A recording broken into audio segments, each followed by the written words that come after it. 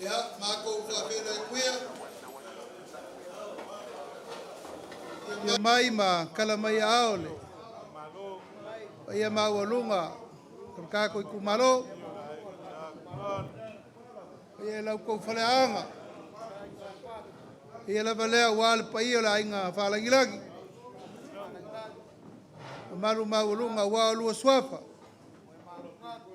Malu maualuga wa ia ke oele. O whaar kua, o ul whaar whiku, kai ngange whare whaasko. Malu maulunga, o kako i kumalo, i o kulanga whaaru pea. O wale kuia anga, malonga whaa malu malu, kausi oe leo mwenga. Hio mai ama, kala mai ao. Hio mai. Kai ngange lau kou kama whaasau, le fionga lang whausia i Aiono. Pai maulunga o malu. O popo kuku waire pa ia whaka whawhare mauka wale.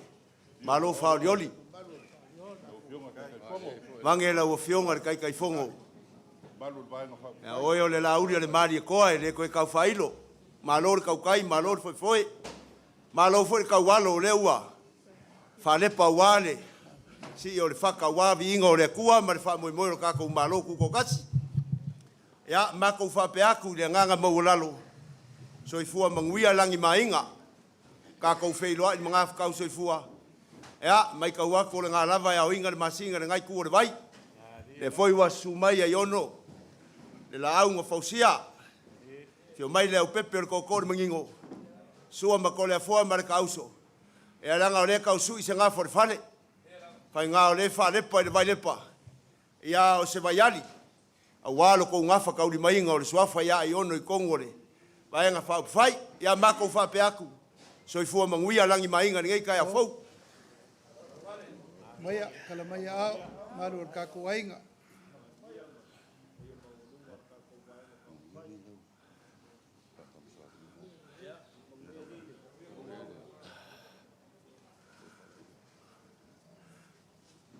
E fia whaisa mako kala e popo e maku o le whale.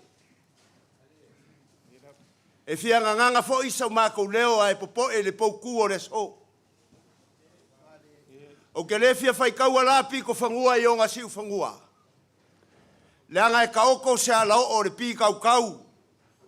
O le au fai upu o leo wa whafori a waro kako malo. Ai o ke fia fai kau i maka makangi. Ngā saili ai foe o lai pinge wha mau le lele. A makangia pe au o ngā whapea leo le mau a ko inga. Se o makangi o le koe lau. A makangia konga e ele whaikau o makangi ola Samoa. Ai ale a kua malanga pule kele malanga pule whasoifua. O lenga kui makangi olo au kau fau le whamoe moe. Mai ai le la i le ngā ngai. Aku kongu e ele mangaku sa ko au le kua i se fiso suang le au fa lepa sa ungi foe mo le fa moe moe a wale malo Samoa se malo ko file mu se malo nga kawasa ai sa va malo yai pero feka o le aku a suira le fio mai o le ingo sa kwala le ava se fulu. Ea, ele koe kawilo. Nga sa ili mano ai sua mga whangua. Ia ngā whangua, mare koe kolangi. Ava leanga pa uai le male leanga ma whape mai. Se ua sauri wao malo mai o malo. Ai sau e alu ilo piko whangua. Male koe le la uli. E mo mia koa o le akungu. Mai foi o lau whangua. Ai kari langi se ao le kua. Se ao le malo. Sa whauri koko. Sa ili le ngonga mare ka wha, mare ko wha, mare uka. ala le pinge ki a fau e leo se malo e kau fau i se langonga o le malo sa kau sa ili le koko ale so makangi ola makako uloa le akua i makangi kuai makangi olo ale aso lenge ale pinge lai kongo le fare famsingo fai mai ale waa ave pinge famsingo ke loa e fei kau iai le aso lenge ya ele kele la sama ko kala ma ko oi paia masama fai ngaro ka ko ngo foi ele ko ka failo e for kal ko unga lewa uma ka ele ul fangua pai foi le ale ngisi ngamo wak ai pa wa le sama ko kala fai ngi sar ku mangua se ya fa le pa mai ka pa u le ala kaua sa mornga ele ko ka foi ala so ma ko kala yo sa mo fai nga o nga yeiro mako karkongunga le yo le wa mako wo mai se ia sia Aiono e le o se mai e momoli langa lae ngo mangure ko fa ainga po fea le afai angai lao le la au e kusai mare ko fa malo e le lo mako karkongunga o le afio mai o sa kuala. O le ainga whaalangi langi. Ngal pawai o ainga e kaurangi ko o wha Samoa koa. Ainga kaurangi ma le ainga paia. Uma mawaenga o Samoa. Ai kausi e le whaar fiku ma le ku ua ma kau au. Le anga o le urua i pau a ko finga. Nga whai ma sokanga. Kali langi se aolo umalo. Le pisi le kau kalak. Ia ile lo mako mangako. Muka isa mako kala. O le afio mai o le au pepe ma. Su mai o Aiono le launga fausia. Fio mai le au pepe o le koko le mangio. Koko le mangingo. Sua mako le afoa ma le kauso ma malu le whaari fiku. Kua ma kau au. Ea. Kau o se me kari angai le sua. Langa le kala le kusi fai mai mo se alu. Na ua fionga le kaikai. Se au vai e ku e le upu i lo fonga se kulou. Kang sa o Yosua. Mai se waka le lore me a fai nkargu. Mai le kua ia Yosua alu. Me kuai o vai o ke waku ia ke oe. Ko la ua pinga ki kionga iai la so. Fa ingu le vai. Ke mga ko lea e. Kali ai marisua Aiono lea. Ele kou fa ko la fa inga uale malo sa moa o le fa foku. Fa ingu le mai se kulou le nguku ma le afi. A ewa iaku i le kangaka ingu e koe kol kangaka ngal malo. E kari le sua e pupula maka wa malama mo aka yao. E ile lo mako kari kongu ngore mafuanga lea. Wa mako le ami, mako le apa. Le kalare konga sa kuala langa e, le kalango fie. E iai se kaimi. A ore sumai makala mai o a o afi fio mai sa kuala. Ea. Pala la waku wa wase. Fua whaaloa wase kari ngā sua o ringe yaso. Leo le akau ma whaiaku. Sa tuala le a inga whalangi langi. Oi tua wha o le langi. O Aiono male au pepe na mua i mala. Tofinga o tamafoina.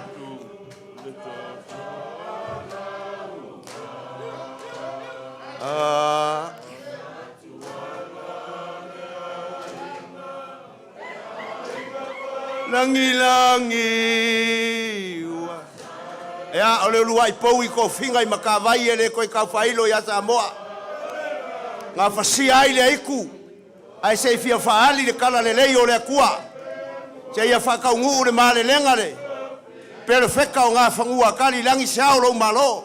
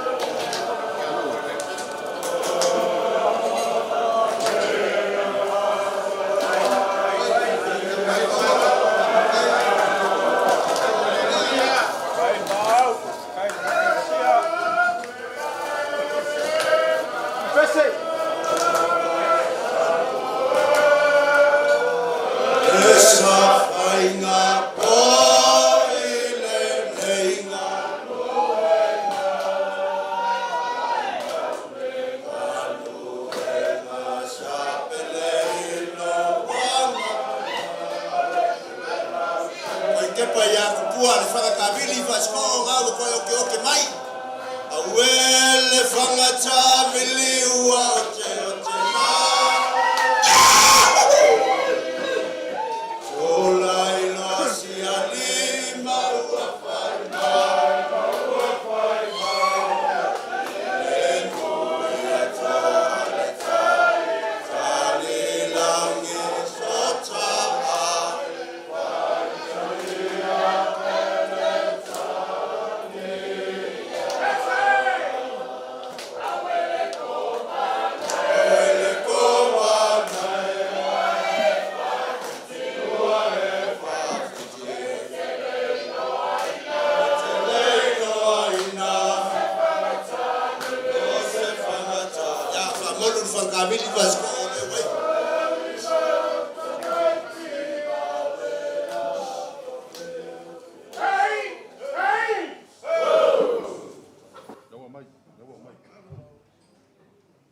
Ya olewa ke uma mai lava le maau wa se pare nga wa o sua ile oli po le lunch le fa palang ya lewa va ko sa fo multiset ya ele kali kongunga e ka fa makafi so ma ku kala ku riva pu ula ngai fai ka waku ya ifo ingisi kwa ngo nge yaso e fai fo male alofa la o fionga le kai kai il fa fai ka wa inga mako wi ala le lo loko le moanga ya ele ia si afi ai anga o ngala ilonga ya ole ke kusile le ufionga ala iloa ai fa lo ole wa ka oko le maoka le mau paia maualuga le kou vaega Faipule ongo i se la fai makumua ia au koe kalangoi manai walu keimi kou lau kou refia whaalongo ai foi ai pau au whilikuu se ia ka wilo ai malu ia ka kou ole anga i moku sa ia walawa ngā mo ka kou o leo ua maau e ono e paia o sa kuala a le lava t-shirt ia o le keu kusi le whaalawa ai paia maualuga o le au vaega whaafai ia whaamuka sa mākou kala a lele le mango le koafa e sa ili le me mapu iai o lea ua le lepa mai le whaaloalo e ala lo koukari ngā sua e a o lae fau mai le au o le mango papalangi me le nganga whaaloalo e a ngaka mai eisa ma kukala alo fangia le kua ka urumanga o koe ma le ava ma le whaaloalo e eile la ngonga o lea ua lo longo ki ali e pei upu e fai o li kele a e siva kau fai le aso e pei upu e fai le kama o le iako ma le moku o salaia o le foi ua whaifo le mangulangi sa kala fulu i fonga papa ua le whau kaukanga ua ula lafo e pei lava o le upu e fai le kulinga ngai le vasa malonga kumua nga whapeange ai a se ua kue le aso o le foi ua seu fangua le whakama soali inga ua le vanganga alualunga mau ua fai e le whau kaukanga le whalifiku o le makua ia kaua vea ia e fai mafonga ua le pa io le kumalo pa ia lea ua le fio le ainga sa kuala fio mai sua mko le foa ia o se whau kaukanga mori mai ua le makua ia maupu ia ke oe le whalifiku o lele e aku le pa ia o lele kalanga o le e akuai le fionga i le li palemia filifilia o le malo kuko kasi o Samoa le fionga i le lauli o le maria koa le foi e aku le fionga i le fonga le fono le fionga ia o pa o le sui fonga fekalai o le sui kai ma le sui kai fongo aia le paia ma le maualuga o le vaenga fai i sui Faipule kolu sful ma le kasi wa filifilia mai le filinga Samoa ia o le paia lava lea ua le paia o kama mainga o ainga makama ku mua mapule i ku au mala kau ainga le kai ma le vau fonki o le ako ali o ngā o le kako mafukanga i le kai au le ngei ai mai se ia le fio mai ia o le fionga le kama ngafau ia le fionga le Aiono ia o lau kou kama whaasau o lea ua au mai ia ua whalanga mai al kako whainga malo nga whapea leo se whamakalanga sa foku la whai o pa ia mamamalu al ngei aso ia ele koe o iai se whamakalanga lea kau whalongolongo sa foku la whai lau whaukanga o whio iai o le whaukanga foi ua pau le ngei mali ia O moli aku le nganga fa O yo pule isa la fai ele ko kau fai lo ko malai. Paula valeo de me ngafia la ngonga isa mako fam kalanga le anga le fai ngofia fa alo mau le. Le ye le makalu se un lo fa. Ya ole wa sila aku le fionga le parmia. Ua sila aku le paia o kako vaenga fa fai mako maka male nganga fa alo ase u maualuga la ko fa alo. Ngamla ulu. Sa molia lea. Lo la fo lea. Ua fa wa ma fa le ku ma. Kau fa mumuku la mako kala ni molingo me ia ba paingo sa kuala le mako le so. Ngai le isa mako fa. Au le la kau fa lo ngako la su i va kele. Pe ngo fa yaku. Kanga le muenga. Sei fa fu le la au. Ya kako ko fe lo ile. Kako. Ai ele mangaku. Ya o me nga fa foi lo fo kanga. Ya fa kai. Ya fa foi se la kala le. Fa kai ala iloa. Ya e uia sa fia ki ulo lo le vasa lele. Ya fa inka le nga fo ngofo ai olo kele foi fuanga fa kaunga nge yasu. Pa pele o sa mako kala. Ele se si upu ku ako le nga fa kai lo ko maau, fa kai ma sui, fa kai fa o au. Ya ole o fa mai pa wai pa ma fa lo ko fa lo alo. Ya fa manguia le kuang fa pele o se kala.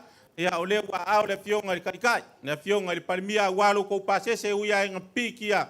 Ia mama wala uia lea wa au le fionga le palmia mo ko pase se kasi da fikala. Kai fa lo. Ya. Yang le wa fa le fulu ngei va en aso ya o la fo le ko se la kala.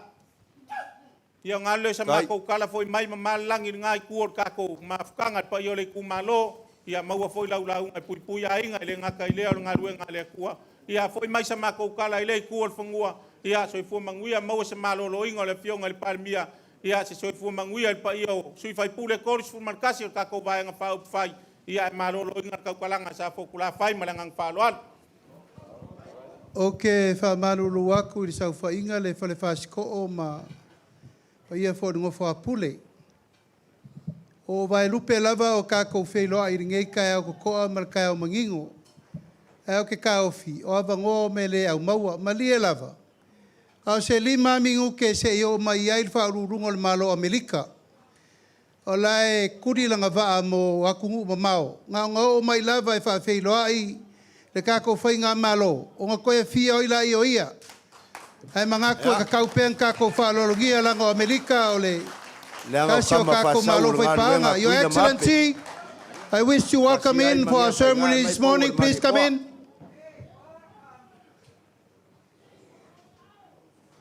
E kako kele ka ia I fale ia mamalu o whaururunga o malo o loo fia ngaso lo mai e wheiloa ile. Kako whai ngā malo whiwhilia. Kako kukulai whamulmole.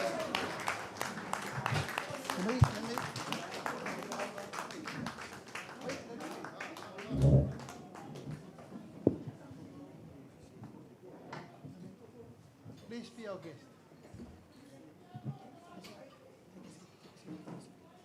Won't take long.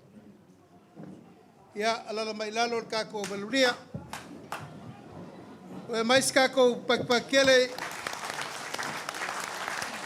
O le sui o le malo mai Amerika ia o ia leo lo vai umal vafa fenga iai. O le kausinga o le vafa va malo I samo ngei ia mal malo kele o Amerika. O mai lava I kulanga masangi ia o le fei loai fa alolongia o ngor kako kula mai. O mga kuai ia eleka ia I fale. O ngei le so e aluan maleva le puela nga va anga le lima mingu ke masau e faise makala ia nga koe malanga ila io ia nga fa pele se kala ia ele ka wiso le fiu mai ole pai ola nga fa langilangi o ai nga kupu le fo ka mai fa kumkumu nga fa nga malo ia ka ko wavela ia uka ia nga fa pela ia fa waula ko fa ko kanga malau ko ale la nga ka musumusu I ia nga umang kule le ola nga va wale so mo fa mo Taungi masi falo longa walfa mo le so. Se o kama nga fa fai lele kuila ma ape kama la li isa fokula fai. Ya. Ngai ke loanga o mai ai pou mo sa mo fo o mea la inga ngai sa kwala. Ya fai kala unga fai o lela la ku Aiono mo le pepe. Fa palangi ngai foi so aku ngai ya. Anga ngumel mo fa palangi vave. Ya. Kela ngonga ngi va ngole aso ele ko so poku sama ko fam kalanga malangang falualo ka kala foi maleava malminga o kele ka wai paulava o lea le ngale mai ang fa ma kafir ka ko was Ai ele langonga o le waka penga mai le kako maluka e au kau ki karialo ai ngei. A mai adea. Ia on kako lulu lima lea ma kako whamawai. Lea ngai ei foi fuanga o ringe yaso ma lea ngang whaalualo. O sa mako koe so aku lea le moenga. Ia po lau whaukanga le wharifiku. Ia, o lea kako kiu le la kasi pe o lau wanganga whikalai pule. Whawhikai lava. Ia i loa le lei foi. E le whalala fua le ngiu. Lie. Le wanga mako fia kulai. Anga le wako a mai a uso ali i le kusi sae. Ngā ruenga ngā kuila le kaukalaka. Kai. La unga whapalangi ai. O le ngei kukuila. A le la kali sua sa kuala. Le ngā kukuila e la ka mai o Amerika e mai e whainga malanga. E a peo le ala le e whapoi poi e poi. Peo e ka kere ko moi sa la whai makao ka whiri. Tone. Teo ke ofo hoi li sa foku la whai no whape ngā se uso. Ai whape se mako wo. Ya, penga mai lor kako maluka e au whamolmole.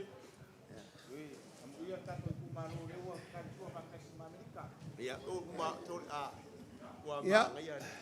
Ese mea la kuia i mele lei ka i sua Amerika.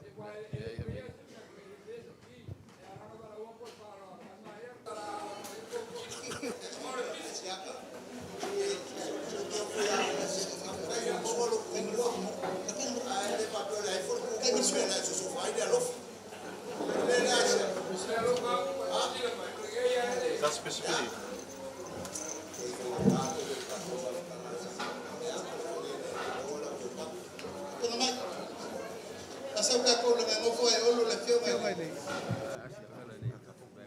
Itumalo Aana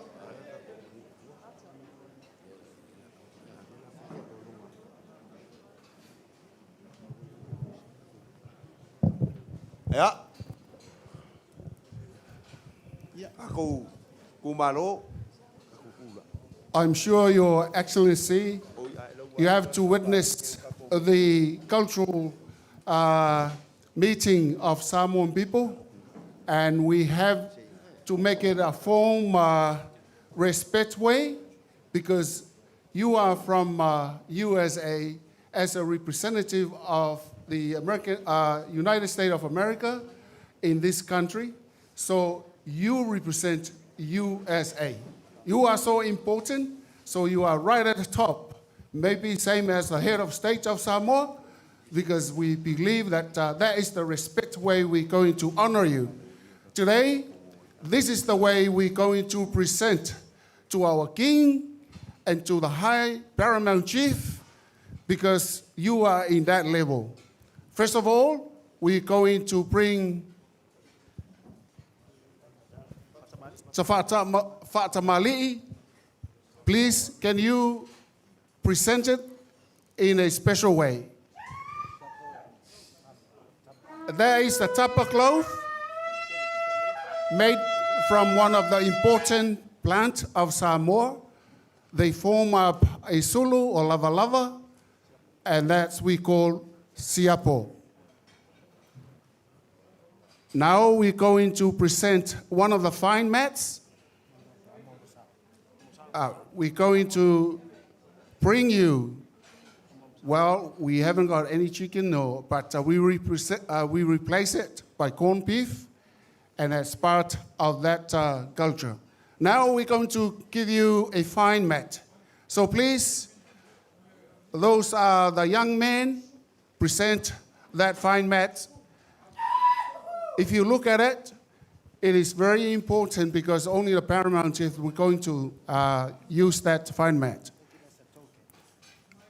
So open up the last one that we call tofa. It means you have your wisdom, your knowledge that represent by that fine mat. Normally, it costs $10,000, but we're going to give it to you today. If you look at the way they weave it, it is very, very important. Sir, Your Excellency, this is for you. And we end up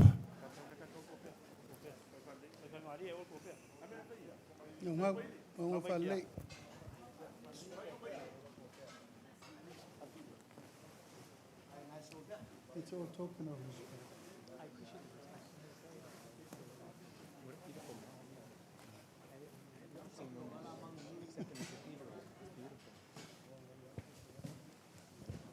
don't mind if you say some few words and then you can go.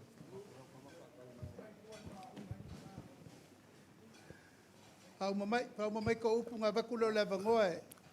Your Excellency, your presence here represents the President, Mr. President Trump. And we're going to end up our respectful way by saying, this is $1,000. That's for your refreshment from here to the plane. So make sure, with our blessing, God bless you mightily. And also, this is for your secretary, the person that you rely on her to translate what we say. It's 300 tala. Thank you very much, Your Honor. God bless you. Ya, la vakula bangoa, maiska ko pekele. Your Excellency, for your information, we have representative of our community from the USA. There are so many of them here joining with us this morning, and we would like to give you this opportunity to say a few words to our Samoan community. Thank you. Thank you so much. I'm very deeply honored to both be present here this morning and also have the opportunity to say a few words to you all.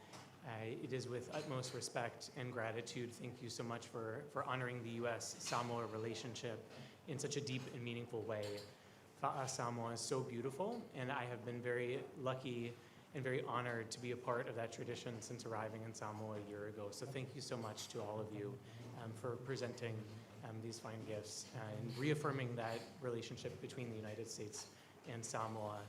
And I was just saying to the Prime Minister-elect, I'm so grateful because he presented this ula to me last year in our first meeting. And so I know I've been very thankful to have a relationship with him and look forward to the ongoing relationship between the United States and Samoa and keeping that strong for the people of Samoa and the people of America, continuing what's best in our bilateral interests. So, fa'afetai tale lava. Thank you. Yeah, Pamaskako. Thank you, Your Excellency. May God bless and guide you with your trip. And I'm looking forward when you come back. And we will discuss more for the betterness of Samoa and America. God bless your trip. Thank you very much. See you again. Yeah, so good.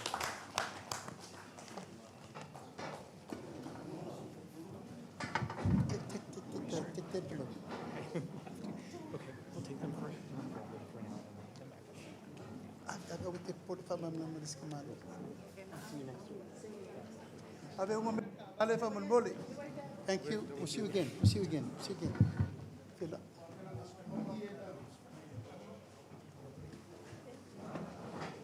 Yeah, America ko make up.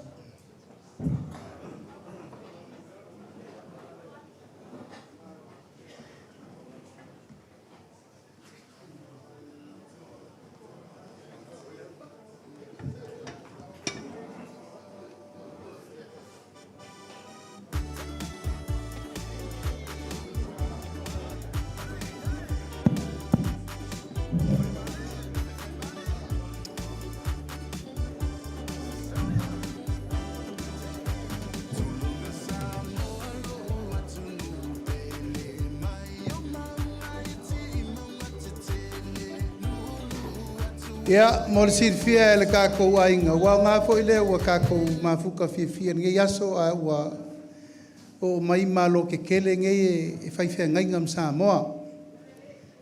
Pe o kako lo ai ya ele ya se si kako ele o iai se fesoka inga ma Amerika.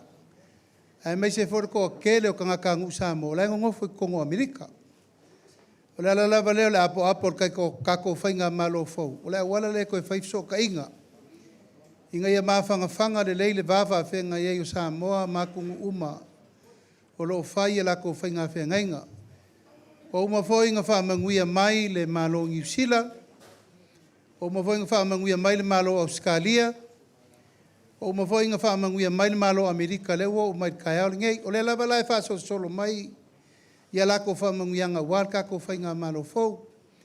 E a whailoa e uru whale le kako mauka, e kauanga whaile me kaunga whai. Sia kako kure mar kako wangangu e ver kako whalo alo maurunga aisea.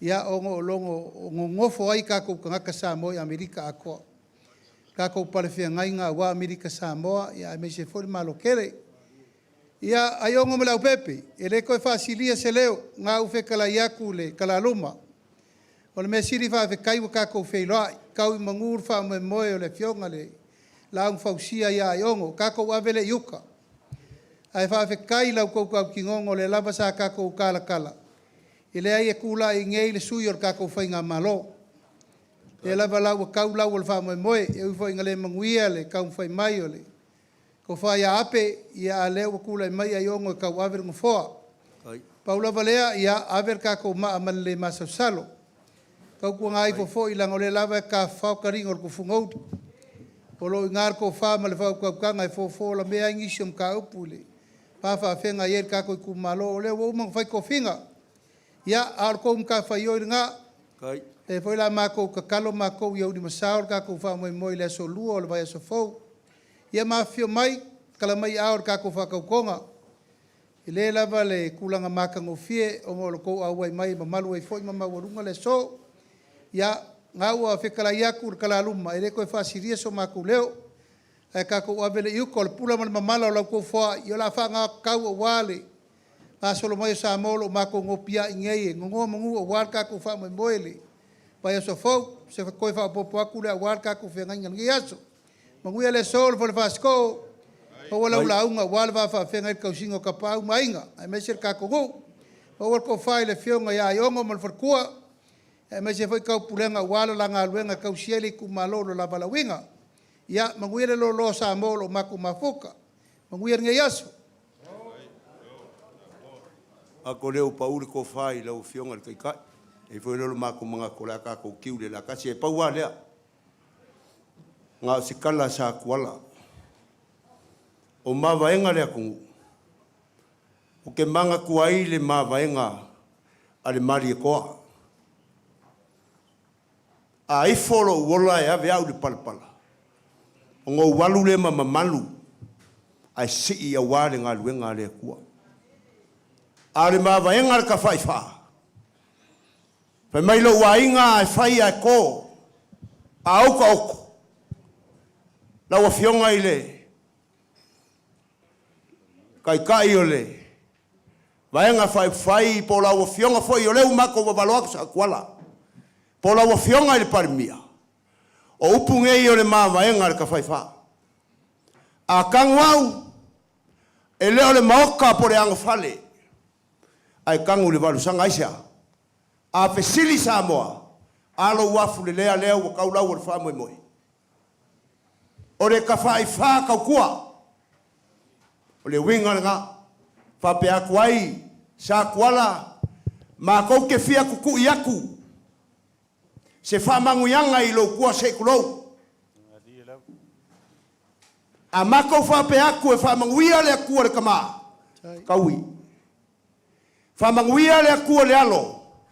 Whamanguia le akua le anganga paia. Le whai kaunga sa kuala. O lau kau kua afu ma le kau kua koko. A le au a sui pasinga. Le au a koe le aso ringe. La mako foi. Foi ma le anganga malie. Foi ma le loko ua whamali inga. Alo whangia le akua. Kue whaare malu. Maua le ko whamali uka wā. Le kako whainga malo. Ya, di wale vai singa le whakurua. Maua se foi fua manguia o sa kuala. Foi ei malanganga fia. Ia muka isa mako kala. Pule, se sau whapea e ke ngangu yo le i ape. O le so kanga ngā mukukuila. Maua mai le konga ko inga le ngofo i o. Mai mapou o le mari e koa. O le mea ngā leo ke fia whailo aku ia. Oe, ia e paulea, o la mako o. Manguia nge yaso. Ya, manguia malanga aku kako koe whailo ai se aso. Nganga whai.